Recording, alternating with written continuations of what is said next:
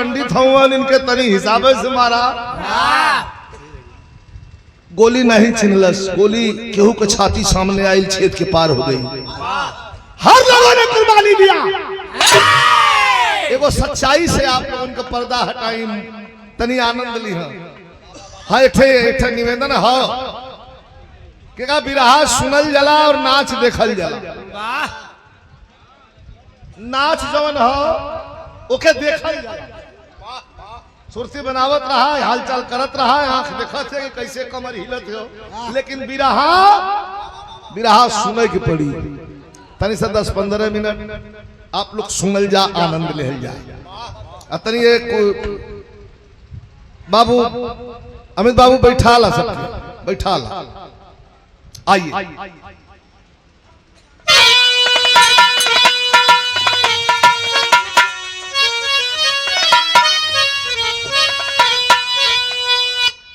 ला बिरहा बड़ा शानदार भैया, आवाज ना चाहिए, बोला तो कोई धीरे धीरे बोल ले, हमारे तक आवाज नहीं आवे। अपन कोई बात हो प्राइवेट तो धीरे से बतियाला, बस आवाज हमके सुना न सुना। बड़ा शानदार दरवाजा और शानदारी के बिरहा के हो जाएगी चाहिए। आई रुचि तो न हमके गुरुजी कहला, हम अपने गुरुजी के बिरहा गावत है। बारे रामदेव उस्ताद इतना बड़ा हम रहली, जब रामदेव गुरु बुल्लू गुरु का बिरहा हो तो सूत जाई तो लाते से ठेलाई ओहर का पारी आवे तो लाते से ठेलाई है। और सवेरे उठ के एक गाना छोटा सा गा दें, वाह वाह वाह वाह होकर लगा। उनका गावली गीत बात तनी आनंद ली हाँ नहीं। अब लिखवैया हूँ पहलवान दिला हाथ में करंट न मारी।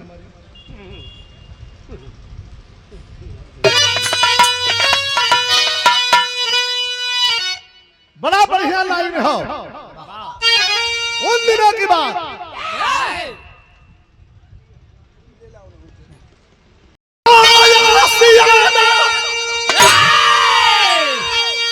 लेखनी देखें तो बगावत का चलता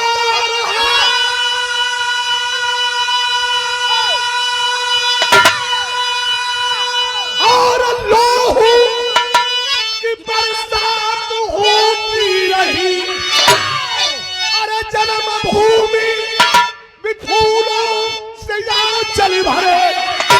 अरे उन शहीदों की माना पिराती रही, उन शहीदों में सरताज ऊधम रहा। अरे शेर के घर में घुसकर शिकार किया, बाग चलिया का बदला चुका ही लिया। लंदन में टायर बवार किया।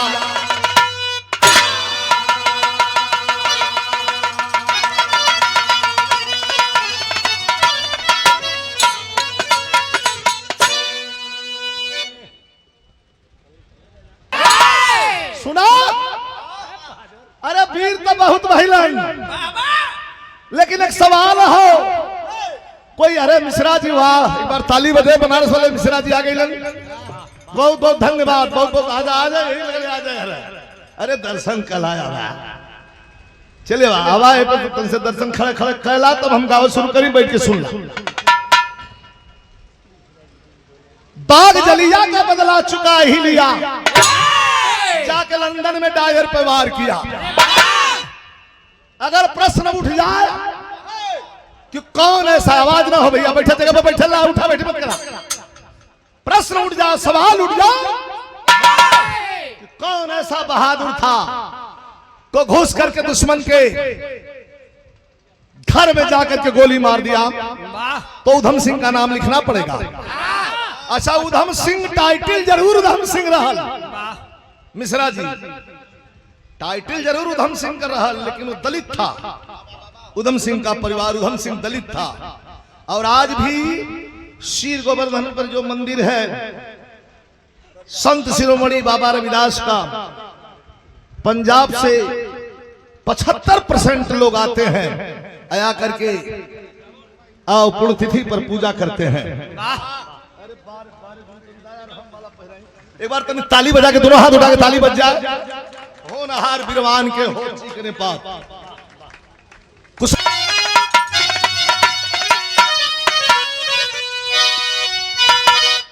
तनी वीर रस का होला तनी कर आनंद ले ला। एक लाइन में हो साथ हमारे कहन कैसे हो कि यार बागी कौन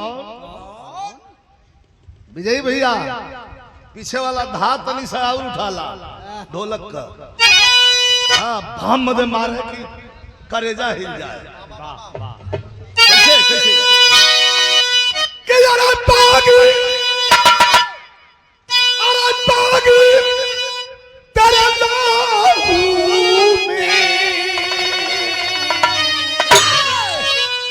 रचना पर ध्यान दिए हमारे नौजवान भाई हवन कि यार बागी तेरे नाम क्रांति की रवानी है।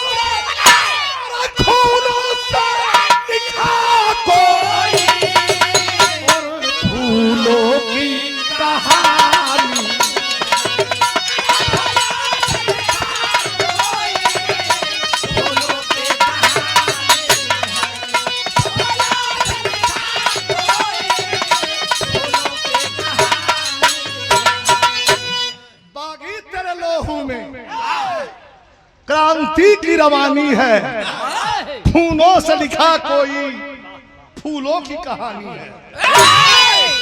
आइए अरे कदम कदम पर बलिदान को दिखा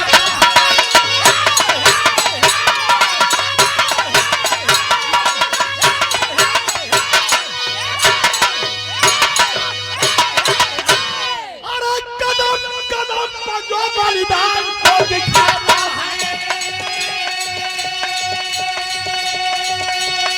वतन उसी का जो वतन के काम होता है। सन 1919 में बैसाखी मेला था बाग जलियान में भारी हुआ का मेला था। निहत्थे लोगों पे डायर गोली चलवाया था निहत्थे लोगों पे डायर गोली चलवाया था। खून से अमृतसर के धरती को नहलाया था।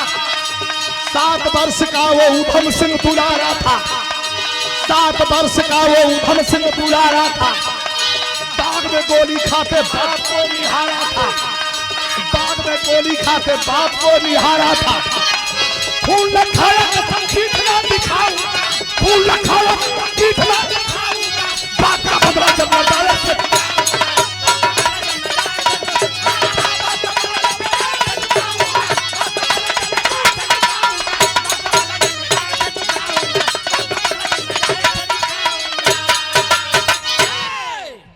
समझ ले जा कहानी आसान हो जाएगी और कहानी समझ में ना आए तो बिरहा का कोई मतलब ना। निहत्थे लोगों पर जनरल डायर गोली चलवाया जलियांवाले बाग में 2500 लोग मार दिए गए। उसी में आए थे घूमने के लिए उधम सिंह के पिता करतार सिंह। इतना बड़ा 7 साल का लड़का कितना बड़ा हुई 7 साल का लड़का के लेके आल उधम नाम रहा। आज जब जनरल डायर के हुक्म से जलियांवाले बाग में गोली चला लगा तो लाश पर लाश गिरने लगी। जब भैया गयल है देख ले जे न गयल है हमारे नजर से देख ले। हम तो अमृतसर बिरहा रहा हम घूमे बदे गल। आज भी जहां जहां गोली जलियांवाले बाग में अंग्रेजों के द्वारा चलाई गई है वहां गड्ढा पर निशान बना दिया गया है रंग दिया गया है गोली का निशान बना दिया गया है। कहीं कहीं स्टील और पीतल मढ़ दिया गया है। भैया बैठ जाए, हिल डुल मत करा, एकदम हिल डुल, टाइम नहीं। इनके बैठा हुआ का तकलीफ हो गई इनकी। अरे बैठा यार, विचित्र आदमी हुआ लोग। हट जाओ, साउंड छोड़ के हटा, साउंड के पास से हटा। प्यार से सुना लोगन, सुनले पर बढ़िया लगेला। धरती पर जो हम सुनावत है, ये धरती पर वैसे बढ़िया बिरहा नहीं हो, नौटंकी हो सके, बिरहा ऐसे बढ़िया नहीं हो। बढ़िया सुन ला, जब आगे बिरहा पहुंची तब मन करी कि उठ के गोली चला दे, बदला लेवल बदले। तो लाश के नीचे दबा करके अपने बेटे को छिपा करके बचा लिया, भाग करके घर आया और साइलेंट हो गया। जब धीरे धीरे इंटरमीडिएट की परीक्षा पास किया है, तो मन में जो चिंगारी थी वह बारूद का रूप ले चुकी है। मन में जो चिंगारी रहल वो बारूद का रूप ले हो, और उसके मन में रात दिन एक ही प्रश्न उधम सिंह के मन में आता है कि जनरल डायर को मारूंगा, चाहे जैसे मारूं, जनरल डायर को जरूर मारूंगा। मन में सोच रहा था, एक पता लगी मास्टर,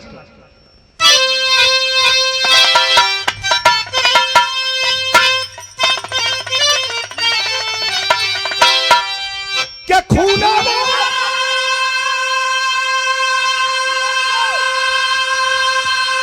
अब इंटरमीडिएट पास कैलस, तब तो उम्र बढ़े न गई, तो हो न 18-20 साल का उधम सिंह। मन में जो चिंगारी रहल आग का रूप ले कभी कहा था क्या खूना, अरे खूना उधम सिंह का बना हुआ बिरवारी, अरे खूमल पहुंचा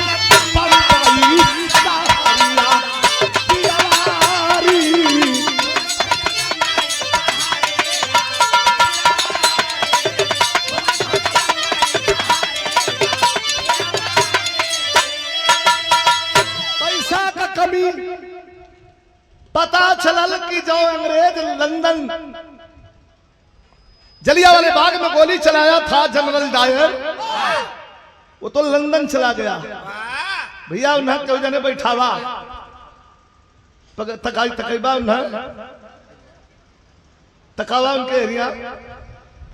ए भैया यार हर मंच पर देखा, तनी बैठ जा, कहीं सुना दा तनी दुल्हन,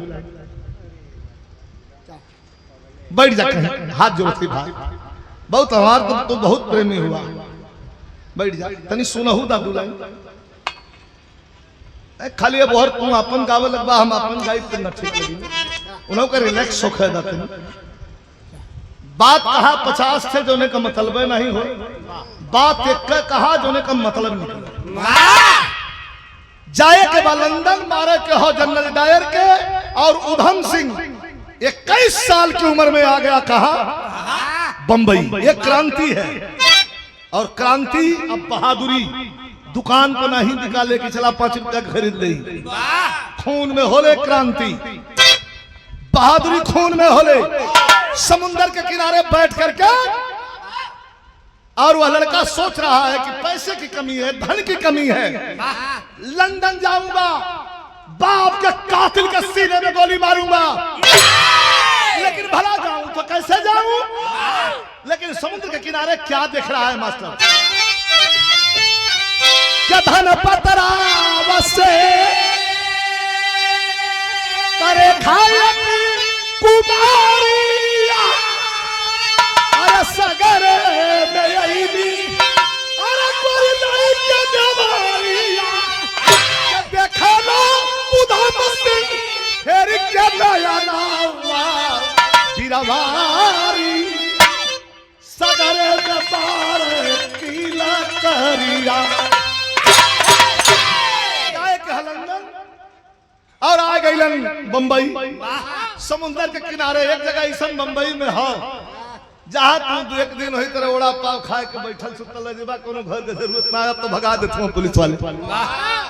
बैठ करके देख रहा है, सोच रहा है, समुंदर के पानी में रोरी फेंका था, कि जनरल डायर को मारना है, लंदन चला गया है, भला कैसे जाऊंगा, पैसे की कमी है।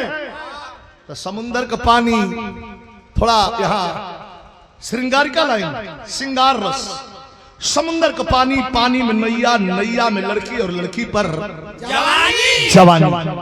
धनपत राव सेठ की बिटिया, 3 फैक्ट्री का मालिक, बोट लेकर के और समुद्र के पानी में, लहर तूफान में, और अपने आप को दिखाए। हमारे रचना विरह की क्या है? धनपत राव सेठ की बिटिया है, जरा ध्यान दीजिएगा, लग कैसी रही है। सिंगारी का लाइन है, गुरु पहले में बतौले कि लहर मारे, 2 लहर है, एक समुद्र की लहर और समुद्र से भी खतरनाक लहर जवानी की होली। अरे वाह, जवानी की लहर कम ना होली कि लहर मारे जवानी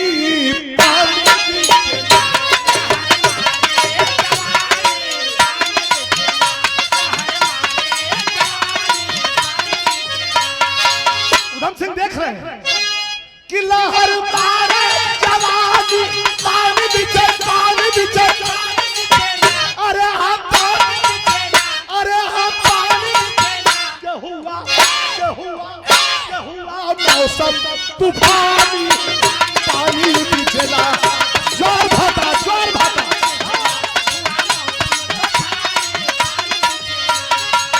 लोग आ रहे हैं, लोग जा रहे हैं, उधम सिंह देख रहा, रे रे रे रे रे, अरे हाई बड़ी मन बढ़ू लड़की है तो डूब जाले यार, कोई से कोई का मतलब ना बोल। लेकिन हुआ क्या कि पौला सागर में रेखा, अरे सागर में रेखा काटू बली नेवरी,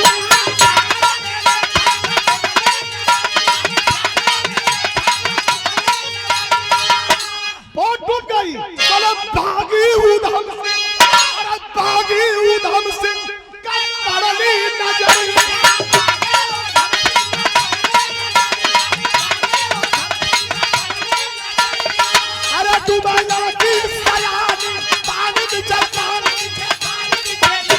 उधम सिंह की नजर पड़ गई, हो ये तो डूब जाएगी। हमारे योगेश पटेल हमारे, अब देखिए किनार पर बैठा है उधम सिंह, 21 साल का लड़का, मन सोच रहा है उधम सिंह, मन सोच रहा है उधम सिंह, लड़की को बचाने जाऊंगा, कूद के जाए बचा ले का, मन सोच रहा है उधम सिंह, लड़की को बचाने जाऊंगा, और डायर को कैसे मारूंगा जब बीच में डुबकी खाऊंगा। फिर बागी दिल ललकार कहा, हर इंसान का हृदय 2 भागों में बटा है। हमारे छात्र साथी हैं, सुनना, हर इंसान का हृदय 2 भागों में बटा है, एक अलिंद दूसरा नील है, एक सकारात्मक है, एक नकारात्मक, एगो कहला हो, एगो कहला ना, तो जवन जवने पर भारी पड़ला वह करवा देला। फिर बागी दिल ललकार कहा, अरे वीर जो हिम्मत हारोगे, एक लड़की नहीं बचा सकते तो डायर को कैसे मारोगे। समुंदर के थोड़े से पानी में एक नन्ही सी जान की हिफाजत नहीं कर सकते, और जनरल डायल को मारने का ख्वाब देखते हो। चटकूट पड़ा है उधम सिंह, छोड़ दिया, रहूंगा तो चलूंगा, मारूंगा नहीं रहूंगा तो बात खत्म होगी। झटकूट पड़ा है उधम सिंह, लड़की को पीठ चढ़ाया है, खाकर का थपेड़ा लहरों का उधम किनार पर लाया है। स्ट्रगल करते करते वो तो पानी वानी पी के फूल गई लहर, खींचा खाचा लिया कोई बालू के रेता पर सुतौला सा, अपनहु चक्कर गस्त खा के अपनहु गिर गई। एक तरफ लड़की गिरी है, ये रचना है, एक तरफ लड़की गिरी है धनपत राव सेठ की बिटिया, और एक तरफ उधम सिंह गिरा है। दोनों को देख कर कवि की लेखनी क्या कह रही है।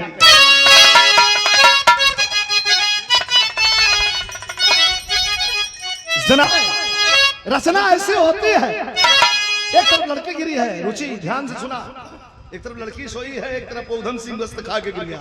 लेकिन कवि कह रहा है क्या कि सोया, कि सोया, अरे सुराग और अरे सोया सुरागायक और विमलायक और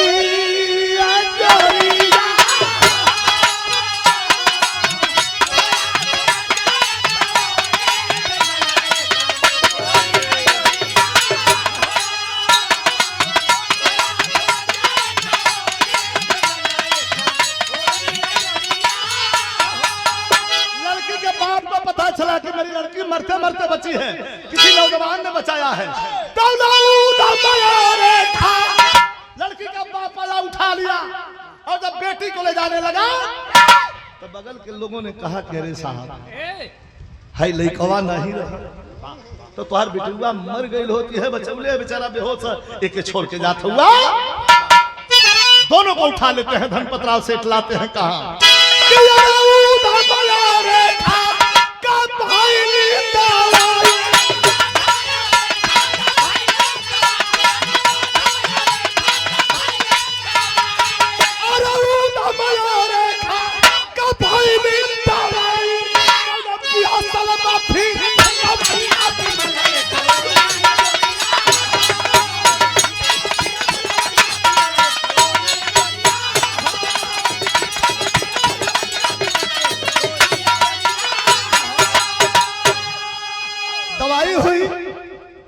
दोनों ठीक हो गए। प्रेम क्या है? प्रेम तो ईश्वर का प्रतिबिंब है, परछाई है। पहले प्रेम रहल, प्रेम के बाद प्यार हो गए, प्यार के बाद अब लव हो गए, लव के बाद अब इलू इलू हो गए। ये सब खतरा के निशान के ऊपर हो। सच्चाई में कुछ हो तो प्रेम हो। लड़की मन ही मन प्रेम करने लगी और सोच रहे धनपत राव सेठ की बिटिया जिंदगी बचाऊ लड़े पानी में से छल्ले हुए तो जिंदगी का मालिक नहीं हो, ये जिंदगी पर कोई का हक और नहीं हो। लड़की एक बार हमारे हिंदुस्तान की बेटी किसी को दिल देती है तो फिर भी दुनिया में कहीं रहे, लेकिन वह प्यार वह प्रेम उसकी आत्मा से कभी निकलता नहीं है। जब तक जिंदा रहती है बिटिया तब तक जो पहला प्रेम है, प्रेम लव नहीं, लव तो हर 24 घंटा में होता हो खत्म हो जाता। प्रेम राधा कृष्ण वाला प्रेम, मीरा कृष्ण वाला प्रेम, शबरी राम वाला प्रेम, कितना समझाए। लेकिन कवि जी भाव लिखत हो, चल गए ना लोग, लड़की के बाप चल गए ना फैक्ट्री, माई चल गई नहीं बाजारे, लड़की चाय लेके चलल। धनपत राव सेठ का बिटिया रेखा और जाकर उधम सिंह के कहत है का कहलस कि पीले रे पागल, इजहार करती है कि पीले अरे पागल। उधम सिंह अखबार पढ़ रहा था, नजर ऊपर किया, कहा क्या पिला रही है लड़की तू? लाभ तो चाय ले हो लेकिन उसका अंदाज क्या है? कहा कि पीले अरे पागल सुराही भरा जाम,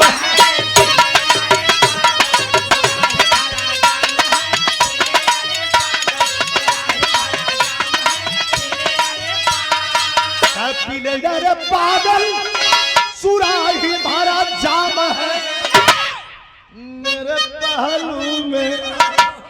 अकेले घर में हो फेंक दलस कटिया चारा, कह कि मेरे पहलू में मधुशाला तमाम है।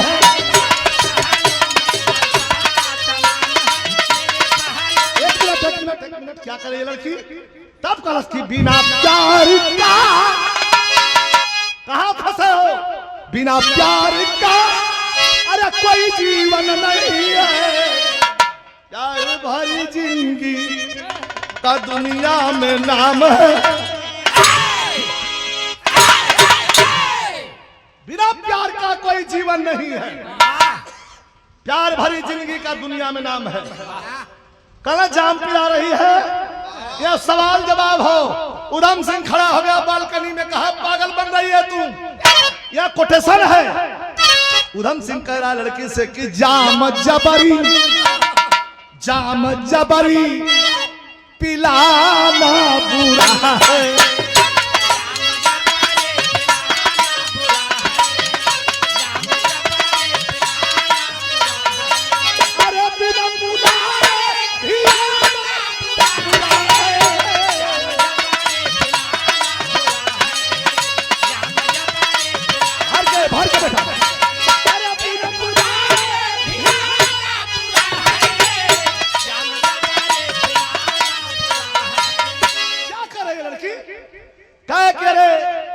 अकेला बाप का बेटी है, पागल मत बना, बिया कला जिंदगी संवर जाई।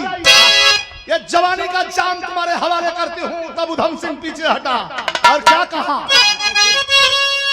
कि जाम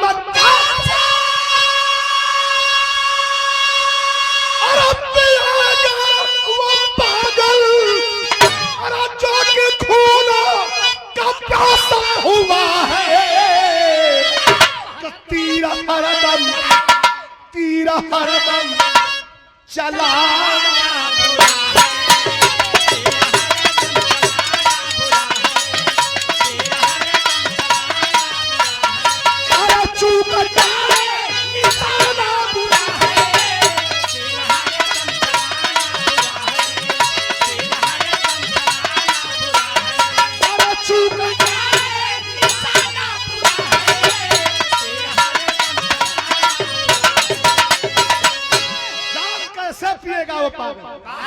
तू पागल हो गई है, क्या करना चाहती है? मेहरारून का सबसे जब्बर हथियार का हो, कुल से हार गई हम। यह गंगा जमुना बढ़िया लगी, रोवे लगी है। आज जब रोवे लगी है तनी कमजोर मर्द रही, बस वही के संग वो जा कुल मामला खत्म। जब्बर रही आदमियों तो काले चल हम बुझाते समझा दे निकल जाई आदमी, लेकिन वो जब हार रोवलिन बाप रे बाप। अरे ये सृष्टि की संचार करता है, ये मात्र नारी नहीं है। यही है तो हमारा आपका वजूद है, ये नहीं है तो सब शून्य के बराबर है। लड़के कहती है शादी कर लीजिए। मिश्रा जी तनिका में समझाई, 5 मिनट है टाइम में, 5 मिनट। अच्छा तो हमको लगता है कि लग रहा होगा। कहा कि लड़की प्रपोज करती है, कहती है उधमपत राव सेठ की बिटिया उधम सिंह को कि शादी कर लीजिए हमसे। शादी कर ले? कैसे शादी कर ले? क्या कह रही हो तुम? कैसे हो?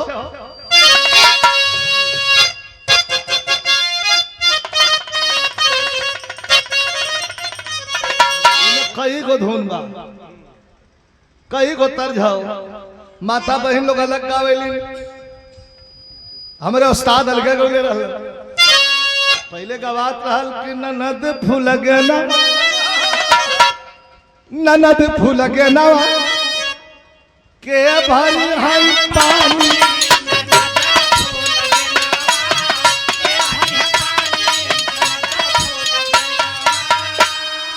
उस्ताद लोग गौलन, लेकिन हमार जब जमाना आयल रुचि तहन के तनी से संशोधन करके गा दिली कि तोहरा के केहू छुएला त,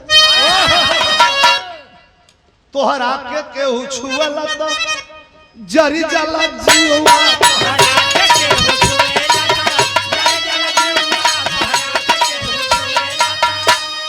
बहुत गीत बा, लेकिन उस्ताद हमारे गाँव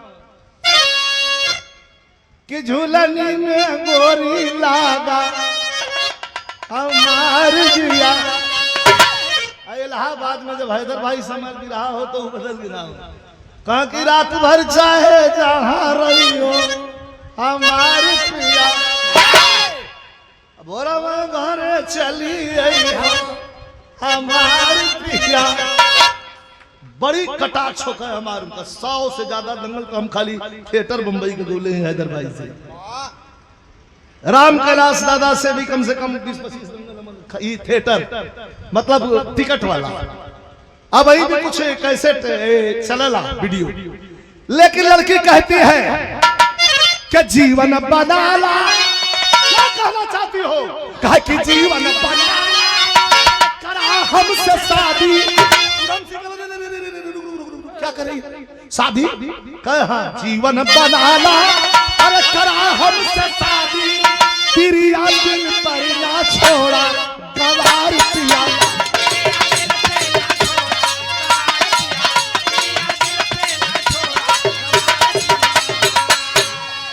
शादी करना चाहती है तो सुन ले लड़की। उधम सिंह कहते हैं पागल, अरे जवानी जिसकी पागी बन गई, हाँ जवानी जिसकी बागी बन गई, अरे बाधा अरे बाधा सर्प कफन है उधम सिंह बैरागी।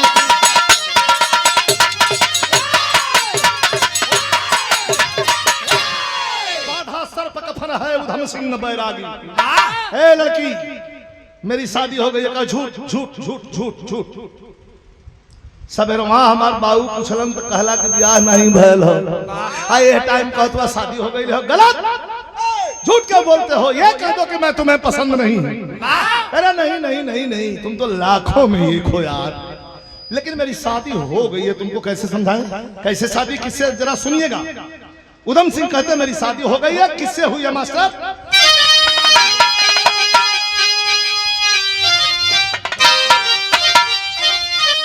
अपने दुल्हन के नाम बतावत है। कैसे हमारे बियाह भला? उधम सिंह कह रहा है कि अरे टपट के बोला, अरे टपट के बोला उधम सिंह बैरागी सुंदर फांसी से हो गई है रेखा हमारी शादी।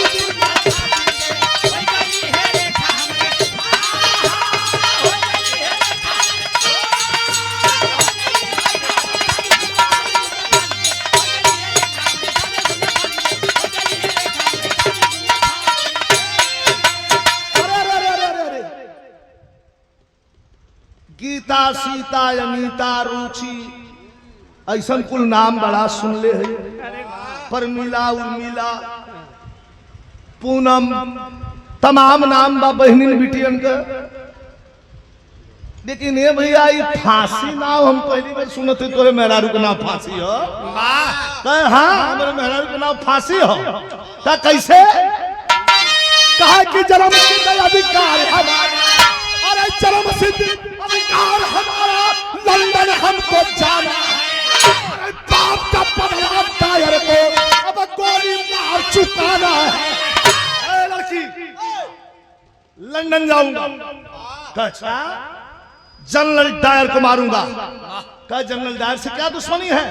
क्या मेरे बाप के सीने में गोली मारा है और 2500 2500 लोगों को गोली मारा है। 2500 लोगों के बदला लेने के लिए मुझे लंदन जाना है। 100 रुपया अजय कुमार भैया के द्वारा पुरस्कार मिला हो। भैया के बहुत बहुत प्रणाम, सब इनके प्रणाम। बैठ जा भैया। 2 मिनट और टाइम दा मिश्रा जी का। 2 मिनट और इनके टाइम दा, तनी सुना लेंगे। सुन भल हूँ 2 मिनट और। हाँ ठीक है, बस हम आवत है संग में। बस संग में भेंट होले मिश्रा जी के साथ हम बैठा थे, संग में भेंट हुई। कहा कि मुझे लंदन जाना है और जनरल डायर को मारूंगा, बदले में मुझे फांसी होगी और वही मेरी दुल्हन है, उसी के साथ हमेशा के लिए सो जाऊंगा। लड़की कला रे रे रे रे रे रे रे रे। अरे यार बड़ा मिस्टेक हुआ, सॉरी सॉरी सॉरी। अरे मैं तो आजादी का ही दीवाना है। आजादी के दीवाने को हम अपने जुल्फों में बांधना चाहती हैं। ये माय मिस्टेक यार, मुझसे गलती हो गई, सॉरी। आपका बड़ी इज्जत और भी बढ़ गई है, और भी इज्जत बढ़ गई है आपकी। लंदन जाइबा कहे हाँ, डायर के मरबा कहे हाँ, कह जाए बदे पैसा हाँ कहे नहीं, कह तब मुंह बनौले वान के नहीं बिया करवा तो दोस्त बना ला। कह लड़की के लड़का दोस्त कहे करे के पड़ी। रामकोल भाई की तरफ से क्षेत्र पंचायत सदस्य बड़ा गांव जनाब अब्दुल गनी साहब के द्वारा ये 100 रुपए का पुरस्कार। बहुत बहुत प्रणाम। अपने बाप से जिद करके अंतिम है, जरा 2 मिनट भी हाथ सुन लीजिएगा। अपने बाप से जिद करके लड़की लेकर के उधम सिंह को और लंदन के लिए तैयारी हो करती है कि जब आप लंदन जाना चाहते हैं, डायर को मारना चाहते हैं, तो आपके पास पैसा नहीं है, तो मेरे जैसी दोस्त की आपको जरूरत है। मैं ले चलूंगी आपको जनरल डायर के सीने में, आपके हाथ से गोली मरवा करके वादा पूरा करूंगी। चरण घोड़ पकड़ लिया। मत बोला भैया, ये कुल हर महफिलिये में इकट्ठे आ जाना यार। ज्यादा ले ला का।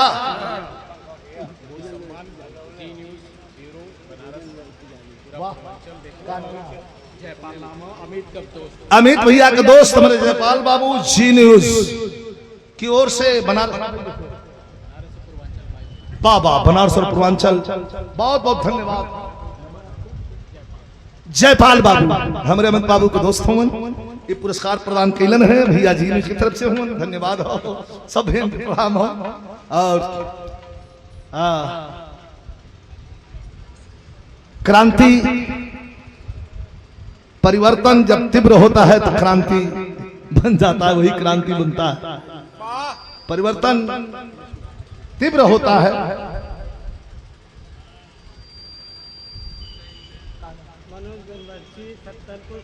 सत्तनपुर से या मनोज बनवासी, अरे 12,000 फिर पुरस्कार प्रदान के लिए तनी 2 मिनट ध्यान दिए। लड़की लेकर के उधम सिंह को उड़ चली अपने बाप के आदेश से लंदन की तरफ। तो कैसे हो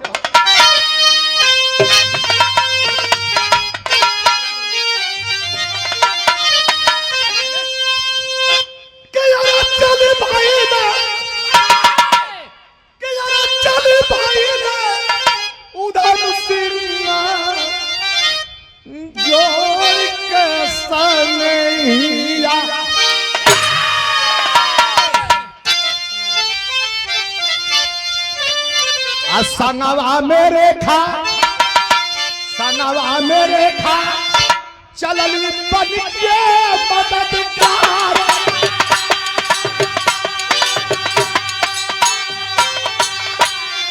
अरे लंदन नया के पूरा कराया पायनवा, फोटो स्टूडियो होला उसका।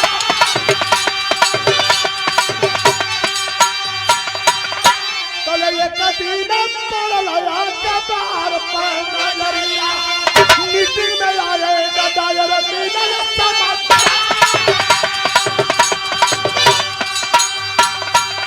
15 दिन बिताया था लंदन में।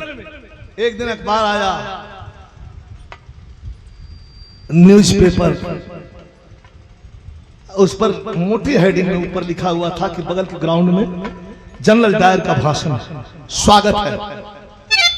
ललकार उठा 21 वर्ष का लड़का उधम सिंह का, अरे रेखा तैयार हो जाओ, बदला चुकाने का वक्त आ गया है और फांसी दुल्हन भी मेरे नजदीक है। तैयार दोनों भाई लोग सदर लगल मास्टर तौले अंगला सिंगर आवाज सजावत बाबा पूरिया, ए भैया सिंगर आवाज अरे पगड़ी मेरी वाल पर खोसाला सरेगा, भैया पगड़ी मेरी वाल पर खोसाला सरेगा। वही मंचवा पे आके टायर बोलल बाबा चलिया, भैया मंचवा पे आके टायर बोलल बाबा चलिया। अरे 2,500 लोगन के लईली हम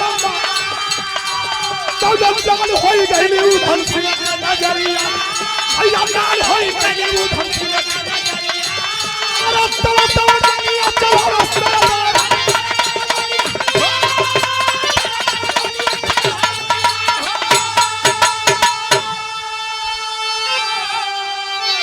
जनरल डायर आया, मंच पर आकर के माइक लेकर के कहा कि मेरे देश के वासियों, तुम्हारे सामने वही जनरल डायर खड़ा है जो चलिया वाले बाग को मैंने खूनों से सींच दिया था। पट्टा पंजाबी 21 साल का लड़का पगड़ी सरीवाल पर खींच लिया, टाइगर चढ़ाया, आवाज दिया भारत माता की, भारत माता की, भारत माता की। 3 गोली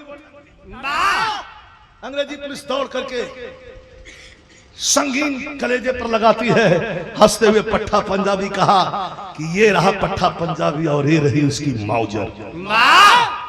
मैं अपने आप को तुम्हारे हवाले करता हूं। जब हवाले कर दिया, अंतिम लाइन बची है गाने की 3 लाइन, हवाले कर दिया तो कवि ने कितना बढ़िया भाव लिखा, रस में ढाला है मास्टर।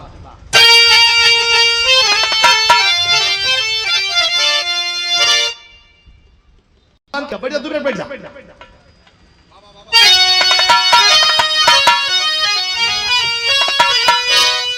पकड़ लिए तरी अंतिम देखा है लाइन के तरह बढ़िया कवि लिखने में कि यार कला और कला जिंदाबाद बोला तेरा ये बंद और बंद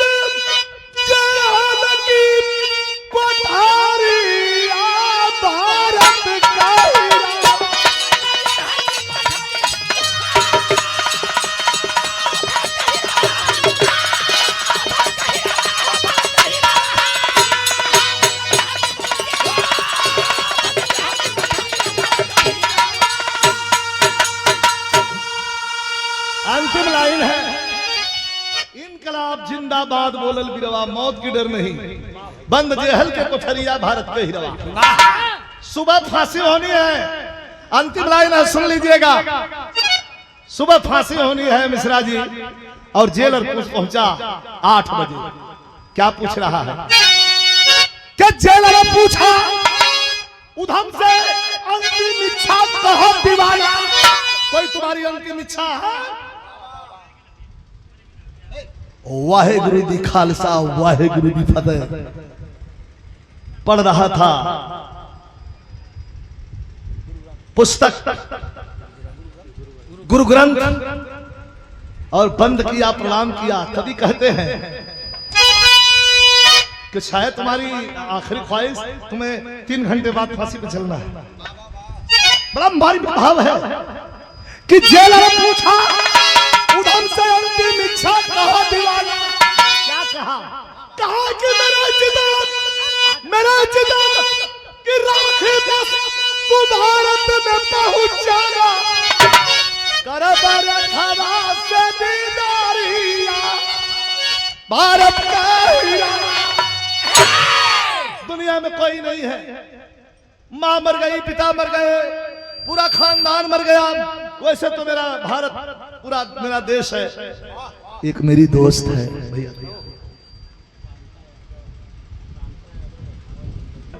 अनंत फलन में रेखा को बुलवाया गया।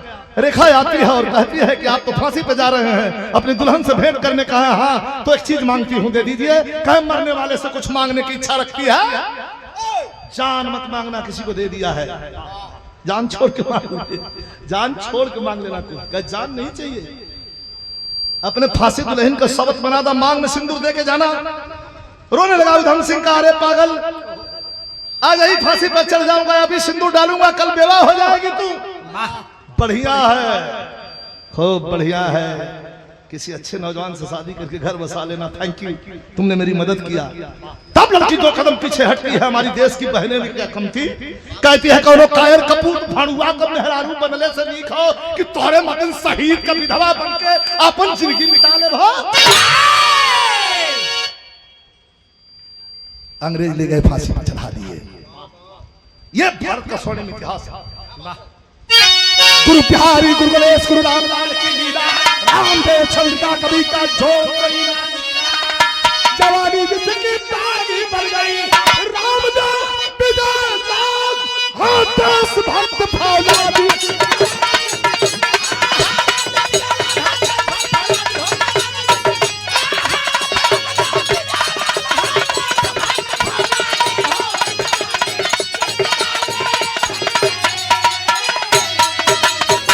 बहुत बहुत धन्यवाद, बहुत सुंदर। माइक ले जाइए उधर।